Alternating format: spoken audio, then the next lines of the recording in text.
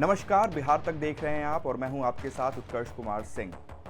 बिहार की राजनीति से जुड़ी हुई इस वक्त बड़ी खबर दिल्ली से आ रही है, जहां आरजेडी सुप्रीमो लालू प्रसाद यादव को अस्पताल से डिस्चार्ज कर दिया गया है। 17 अप्रैल को लालू प्रसाद यादव को दुमका कोषागार से अवैध निकासी मामले में हाईकोर्ट से जमानत मिली थी।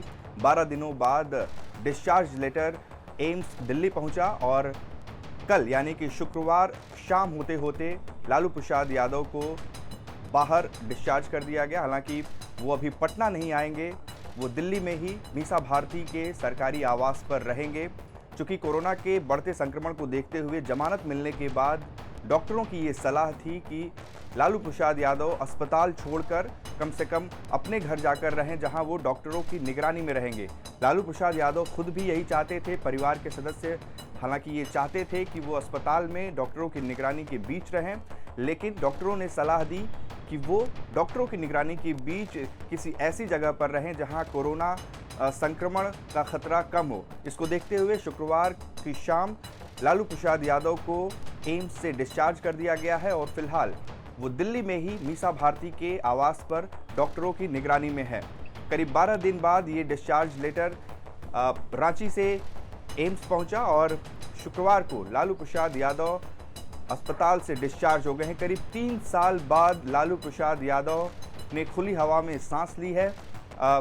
दुमका कोषागार अवैध निकासी मामले में कुछ दिनों पहले भी लालू प्रसाद यादव की ओर से एक जमानत याचिका दायर की गई थी, जिसे इस ग्राउंड पर ये याचिका लगाई गई थी कि उन्होंने आधी सज़ा पूरी कर ली है। हालांकि कोर्ट ने उनकी इस दलील को सिरे से नकार दिया था और ये जमानत याचिका खारिज कर दी थी, जिसके बाद दोबारा से ये याचिका लगाई गई, जिसे 12 दिन पहले 17 अप्रैल को कोर्ट ने मान लिया और लालू प्रसाद यादव को जमानत दे दी। लालू प्रसाद यादव चारा घोटाले के बाकी मामलों में पहले से ही जमानत पर बाहर हैं और जिसके बाद दुमका कोषागार का जब मामला आया और जब उसमें जमानत मिली तो ये साफ हो गया कि लालू प्रसाद यादव अब बाहर आएंगे। दुमका कोषागार से 3.13 करोड़ रुपए की निकासी के मामले में झारखंड हाई कोर्ट ने उन्हें जमानत दी। वो फिलहाल सजा काट रहे हैं चारा घोटाले के मामले में। चारा घोटाले से संबंधित अन्य मामलों में लालू यादव को पहले से ही जमानत मिली हुई है। चाईबासा और देवघर कोषागार मामले में लालू पहले से ही जमानत पर बाहर हैं। डोरंडा कोषागार के मामले में अब भी वो अंडर ट्रायल हैं, यानी कि जो सुनवाई है वो चल रही है। यानी कि कुल मिलाकर दुमका कोषागार वो मामला था जिसमें जमानत मिलने के बाद लालू यादव के बाहर आने का रास्ता साफ हो गया।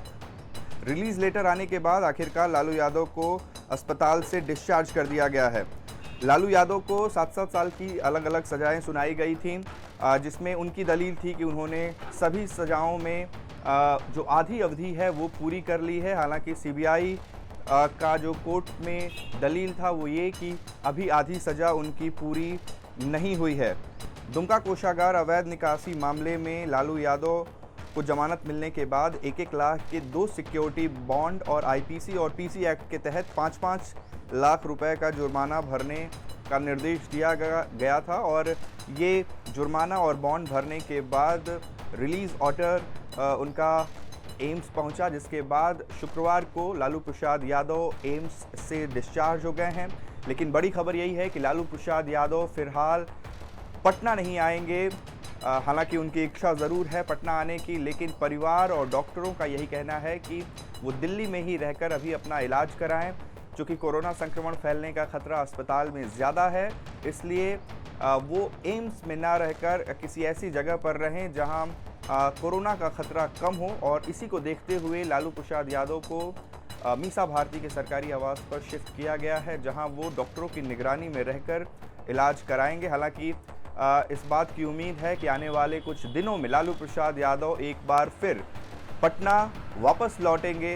करीब 3 साल बाद वो जेल से बाहर आए हैं और ऐसे में उम्मीद है कि वो खुली हवा में सांस लेने के साथ ही बिहार की राजनीति में एक बार फिर से एक्टिव हो सकते हैं।